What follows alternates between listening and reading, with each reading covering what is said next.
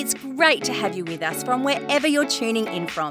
For more information about Elevate Church or to contact us, head to our website elevatechurch.me and take us wherever you go by downloading our Elevate Church AU app. We hope this message inspires and helps you to take your next steps in your journey. Hey, good morning.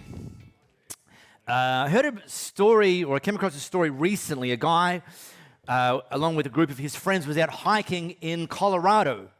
And some point in the afternoon, he got separated from his fellow friends. And he didn't make it back to the rendezvous point that they'd arranged to meet up at, in case somebody did get detached from the group. And when he didn't make it back, they started to panic, as you do, and they called in the search and rescue team. Can you help us find our friend? He went missing. We don't know where he is. Could be lost. And so the search and rescue team, for one thing, they started phoning him, just to try and get in touch with him. And, by this stage it was dark, so it's like, well, we can maybe help locate him and bring him in. No luck, couldn't get through to him. Next morning, they're all, really, really distraught at this point. About 9:30 in the morning, their friend just comes walking up to the rendezvous point. Hi, morning, how are we? And they're like, oh, yeah, were you lost? And he's like, oh, yeah, really lost. I got really lost. Okay, search and rescue were phoning you all night. Did you have your phone with you? Yeah, I got my phone. Was it in range? Yeah, in range. Why didn't you answer? And he's like, I didn't recognize the number. I thought it was like, spam call or something. Now, look, that story, I have so many questions about that story. I really do. But here's the thing. Jesus, when he walked the earth, he had the habit of inserting himself into the timeline of people who were lost. And when he did, he would extend to them a very simple two-word invitation. And the invitation was, follow me. And right at the start, I want to just put it to us that this invitation is actually the ticket to a cheat code. If you want to navigate life better, say yes to Jesus' invitation to follow him. If you want to live with greater purpose, say yes to Jesus' invitation to follow him. If you want to expand your capacity, say yes to Jesus' invitation to follow him. In fact, I'm going to go so far as to say you don't even need to know where he's leading you, that we can trust him enough to say yes to his invitation to follow him. Now, that said, we need to understand, I'll give you two warnings if you're going to say yes. Warning number one is, whilst he extends the invitation to us right where we're at any point in our lives, that doesn't mean he's going to validate everything in our lives. And one of the things we get wrong about unconditional love is it doesn't mean that Jesus is just going to punch or stamp your ticket. No, he's actually going to insert himself into your life, and he's going to want to change some stuff. So know that. Secondly, following Jesus doesn't mean that life's going to be smooth sailing. There'll be opportunities, absolutely, and there'll also be challenges. So just make sure we know that. But we're intentionally launching this series off the back of Easter. See, Easter was very much, and Easter is very much, about the invitation from Jesus that says, believe me. Believe I'm the Son of God. Believe I abandoned heaven. Believe I was crucified on a cross. Believe that I rose from the dead 3 days later. Believe that I've ascended back into heaven. Believe that I am who I said I am, and I did what I said I was going to do. That's very much the message, the reminder, the invitation around Easter. And in fact, in church world, we say that when we say yes to that invitation, believe me, we experience what's known as salvation, that we actually are restored into a right relationship with God. When we say, yes, Jesus, I believe you, I put my faith in you, I put my trust in you, forgive me of my sins, Jesus says, great. From this moment forward, you are in a right relationship with my heavenly Father. That's called salvation, and that's an event. This is actually a separate invitation. Believe me and follow me are not the same thing. And in fact, this invitation is one that Jesus extended while he was on this earth to person after person, and he extends that same invitation to you and me today. This invitation is about transformation. This invitation is the invitation to a process, not an event.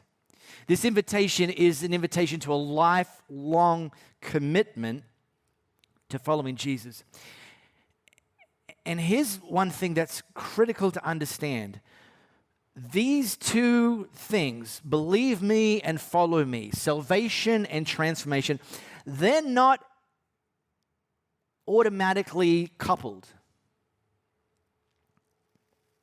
You can be a believer and not be a follower. Both of these invitations need to be answered separately. I recommend saying yes to both. I'm just saying that saying yes to Jesus, I believe who you say you are, doesn't inherently mean that you're following him. You ever been past maybe like a restaurant or a cafe and there's a big sign under new management? That doesn't work for me because I don't want to know that you're under new management. The fact that you're under new management is not enough to lure me in to your establishment. I want to know that you're under new and better management. I want to know it's new and improved management. And here's a clue. One of the reasons that some people don't say yes to following Jesus is they like the current management structure. Me. I'm the boss of me. I make the decisions around here. And the problem with that, and the sad thing about if someone takes that approach, is that you will miss out on the opportunity to handing control over to new and better management that actually promises to transform you and me into new and better. In fact, such a bonkers invitation, Jesus actually said that his goal is over the course of our lives, saying yes to following him, that he's going to actually increasingly make us and transform us into being more and more like him. Which sounds pretty good to me.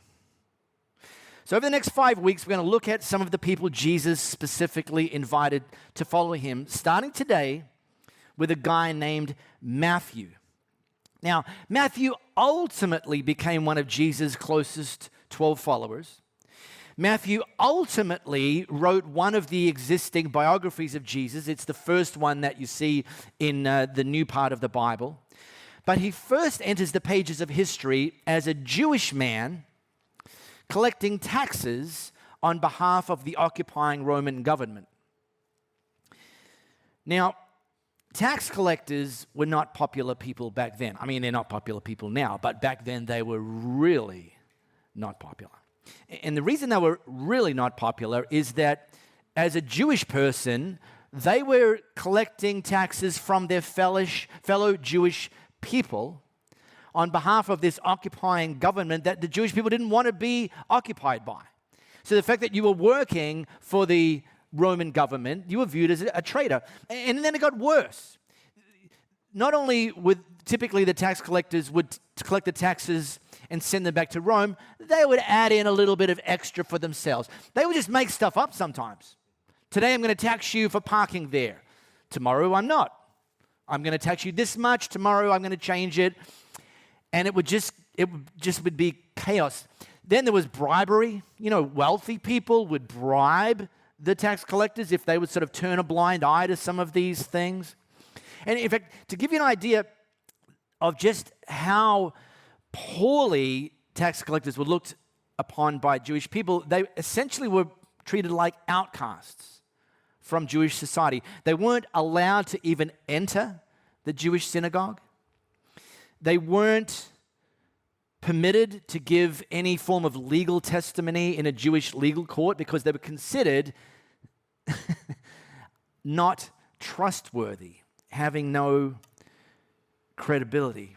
And so Jesus inserts himself into Matthew's life. So let's have a look at this. If you've got your smartphone camera, you can scan this flow code. I'm just going to take a little bit of a look at how Matthew describes his own invitation from Jesus to follow him.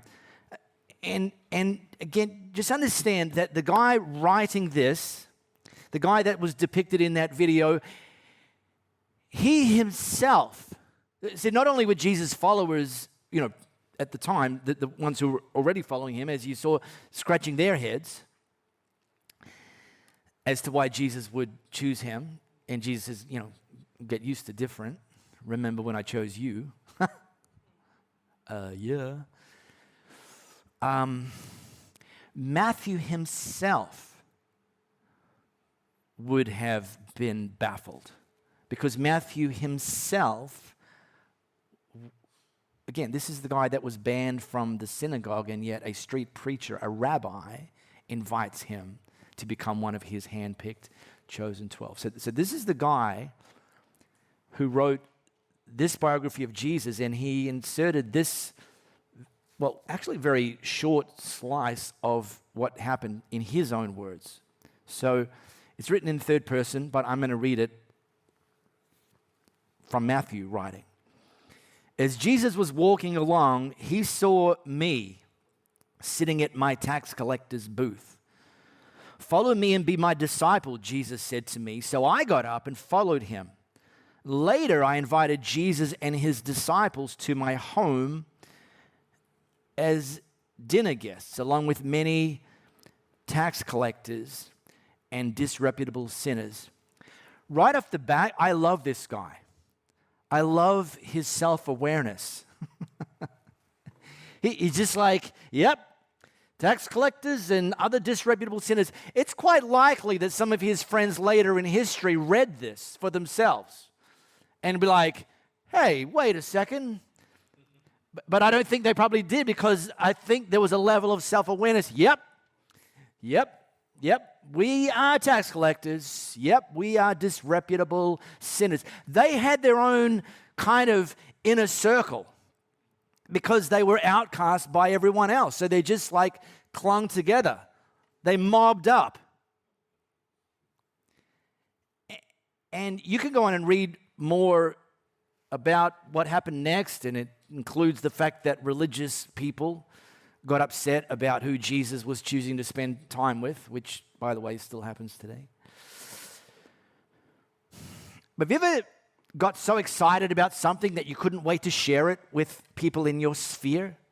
Like, you watched a great movie, a great TV series, and you're texting someone, man, you should check this out, you'll love it. Went to a great meal at a restaurant or cooked a great recipe at home, and you're like, hey, share the recipe with people that you are in your sphere. I'm kind of known for sharing some funny stuff on socials, or at least stuff that I find funny on socials. And I have a few handpicked. I'm very bespoke with who I share things with. Louis and I have a Shih Tzu puppy. And so we're kind of quite known between the two of us to be sharing Shih Tzu funny videos and memes that only parents of Shih Tzus would appreciate.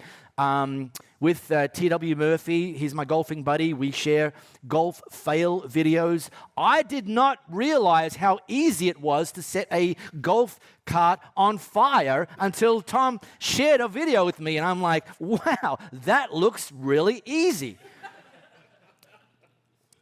With Reese McBeast, we shared gym fail videos. I am telling you, barely a day goes by where Reese and I don't have a moment in our own, wherever we're watching from, observing somebody under a bench press having a near-death experience. It's like,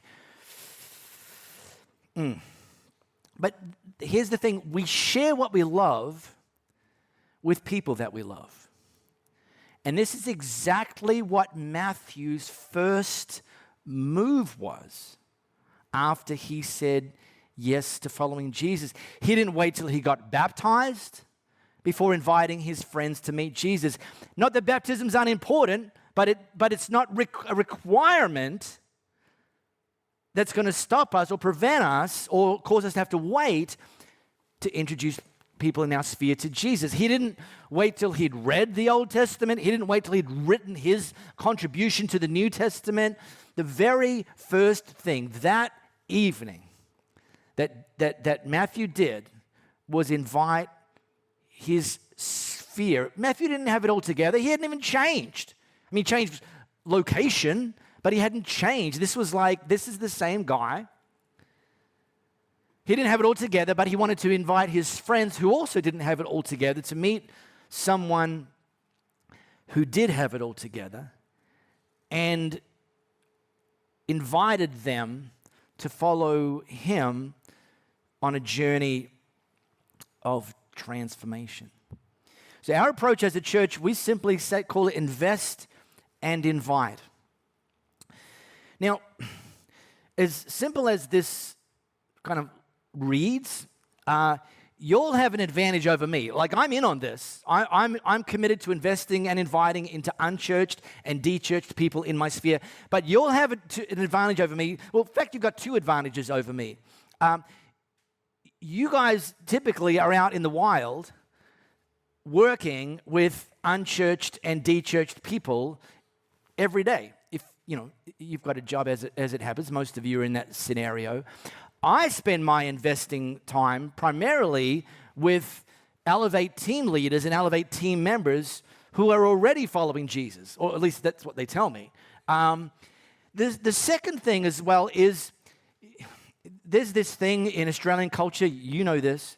When you meet people for the first time, one of the first questions that comes up, I don't do it, I don't like it, but it happens. So what do you do for a living? So of course, I get that. Any new setting where there are humans there that I've yet to meet and we're meeting for the first time, invariably the conversation very early on includes the question, so what do you do for a living? And I'm occasionally tempted to make something up that is so wackadoodle that just like I'm just curious to see where this journey goes. I'm a pimp, it's like, I wonder, what's the follow-up? So occasionally I flirt with that, but I'm thinking, probably shouldn't. So I answer the question. I say I lead a church. Now, it would be more socially acceptable, in my experience, if I said I was a pimp. Because to a person, when I say I lead a church,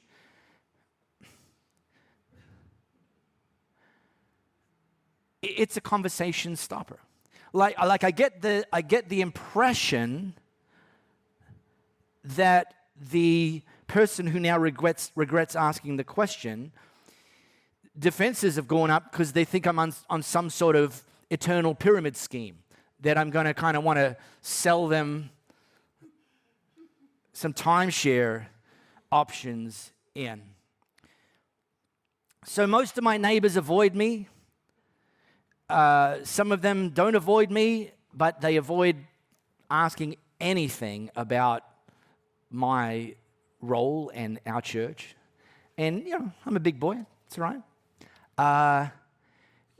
So I'm in this. This is me. I'm still investing in them. I'll try to help them when there's an opportunity. I'll offer to, serve them in some way that I can. And I'm still praying for them, so stay tuned. But just understand that, I sort of envy you guys that you're out in the wild with unchurched and de-churched people. And so this idea of invest and invite, we've got several environments that we encourage us, people, as a church, to invite people to. The most obvious one is called a live experience. We don't call it a service because I don't understand why people call it a service. Why is it called a service? So we call it a live experience. Anyway, it's all right. I don't know, $50 riding on it, and call it whatever you want. The point being that if you're in the Perth metro area and people in your sphere are in the Perth metro area, that's kind of the most obvious place, like this, what we're doing this morning. Probably the most obvious place. Last weekend was Easter, and we had a swell of first-time guests, some of whom you guys had invested and invited. Brilliant, well done. Christmas kind of looks a bit like that as well around a lot of churches. But that's traditionally been the most obvious one in most churches, and it still is important. The great thing is, though, it's not the only invite-friendly environment that we have on tap these days. In fact, here's three just really quickly. Number one, our online experience. We encourage people, if this is what you want to be doing, you 5 p.m. Sundays, we have this happening. 10 a.m. if you're here, then that's not an option for you. But you can actually host a watch party. Now, like last Christmas, one of our team shared with me, couldn't wait to share with me, that they'd intentionally gathered their extended family together and gathered in their parents' living room, had a watch party for Christmas from our Elevate online experience, and then segued into dinner and kind of intentionally led the conversation around the dinner table around what we'd taught about in our online experience. And I love that, because here's the thing. The objection could be, well, it's not the same as in person. And I'm like, exactly. It's not. And it's not designed to be.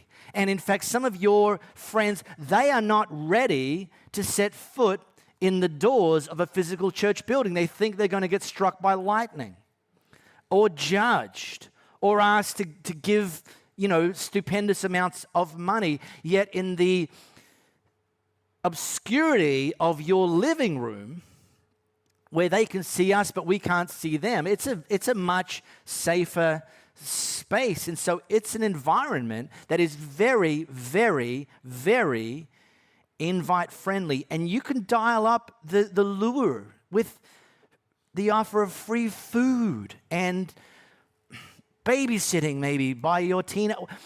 In fact, I share this occasionally because it's wild and crazy. There's a church based just outside of Las Vegas called Central Christian Church. And they've been broadcasting their services into like a more of an online thing as well for quite a number of years. And several years ago, they heard about a group of people in Newcastle, New South Wales, who had started in a living room, gathering their friends together and watching the telecast of Central Christian Church's Sunday service. And then they outgrew their living room, and then they started hiring a community hall and projecting. And this is the whole thing, the worship, the teaching, the whole thing. They're just looking at a screen, worshiping, watching teaching. Eventually, that group grew to over 100 people, and the headquartered church, Central Christian Church, they actually sent one of their pastors and their families in a full-time paid capacity to migrate to Newcastle, New South Wales, to lead what was now a campus, a location of their church in Las Vegas. They'd never met anybody. It was organic, but this is what I'm saying. It's 2023. I love to hear that. We have Elevate groups. See, by the way, these three at the bottom, whilst their live experience is kind of like a front door invitation, not everyone's ready for that. These are more like side door invitations. Like, I can sneak you in the side door. Come with me. I know a guy. Our Elevate groups can be that as well. And then there's this one, I just call a social mashup. Now, I've used the term social mashup. Some churches, let me define terms. This is this idea, and Rob Mason taught about this a couple of weeks ago about Jesus breaking bread. This idea that you and I can gather a few of our church friends, not the weirdos, like the normal ones, and then invite some unchurched and de-churched people, and then just hang out together. A barbecue, a dinner, a picnic, or something. And it'd be this social mashup. It's not a new idea. In fact, it comes from this slice of history that we just looked at. Some churches actually call this hosting a Matthew party. Then they explain what that means. It's like host a Matthew party. Don't just hang out with church people. Fold in some unchurched people and then just let God do what God does best. Now, it might kind of sound at face value a bit weird that we're launching a 5-week series about following Jesus by talking about how we can be effective in encouraging other people to follow Jesus. Like, hang on a second. Shouldn't this be week 5? Like, let's spend 4 weeks getting it together, dialing it in. We're going to spend the next 4 weeks on that. But I'm teeing off with Matthew's example. That very evening, he shared what he came to love with those that he loved, and trusted that Jesus was going to meet them where they were at, just like he'd met Matthew where he was at. Now, when I see people investing and inviting, it's actually a sign that they're already growing. Like, oh, I need to grow first, and then I can talk to people about Jesus. But it's actually a sign that you're already growing, that you love and care for the people in your sphere so much that you've been praying for them as a priority, not just praying for yourself. And then it also has a catalytic effect, because some of your friends are going to ask you questions that you don't know the answers to. Now, you may never know the answers to. Some questions we don't have answers to. But sometimes it's like, good question. You got me stumped. Tell you what, how about you and I poke around that question? Let's go on a little journey of discovery together. So it's a both and. It's a prioritizing us following Jesus and lifestyle commitment to sharing what we love with those that we love. I want to finish with this. You'll love this. There's a guy named Samuel Shoemaker, was a minister. Some of his philosophies were used to ultimately form the 12 steps around Alcoholics Anonymous and now other recovery type programs. And he wrote this piece. I don't think it's a poem, but like, what do you want to call it? I'll just say a piece. He wrote this piece. I want to read you an excerpt of this piece. It's called I Stand at the Door. Now, I'm going to read you an excerpt, which probably covers, it's kind of long. I'll throw it up, not just yet. I'll throw it up on the screen as I read it for you to follow along. But I would encourage you, just ask the internet where to find this. Samuel Shoemaker, I Stand at the Door. I'm going to cover off about 60%. I think you'll get the idea, but it's something that I would keep this within arm's reach for yourselves. So this is written in the 1800s. I stand by the door. I neither go too far in nor stay too far out. The door is the most important door in the world. It is the door through which men, obviously people, walk when they find God. There's no use my going way inside and staying there when so many are still outside, and they, as much as I, crave to know where the door is. Men die outside the door as starving beggars die on cold nights in cruel cities in the dead of winter. Die for want of what's within their grasp. They live on the other side of it, live because they have not found it. Nothing else matters compared to helping them find it and open it and walk in and find him. So I stand by the door. I admire the people who go way in, but I wish they would not forget how it was before they got in. Then they'd be able to help the people who have not yet even found the door, or the people who want to run away again from God.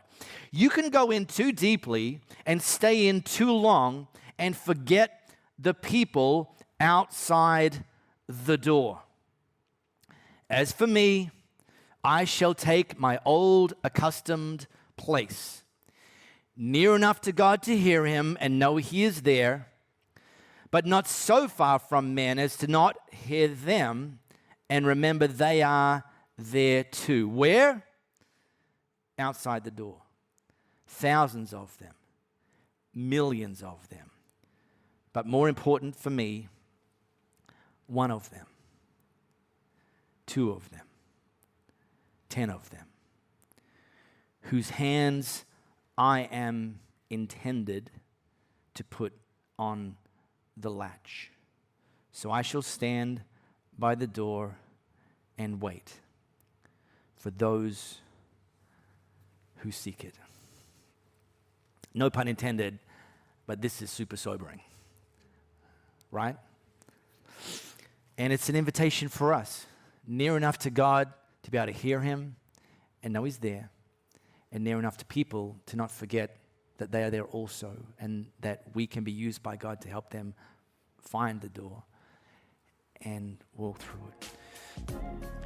We really hope you got a lot out of this message. If you live in the Perth area, we'd love for you to join one of our live experiences. For times and directions, as well as information, head to our website, elevatechurch.me. For those of you beyond the Perth area, we'd love for you to connect with our online experience, which premieres every Sunday via YouTube and Facebook Live, and on demand immediately after. And to partner with us to reach more people by giving financially, head to our website, elevatechurch.me, and also download our Elevate Church AU app.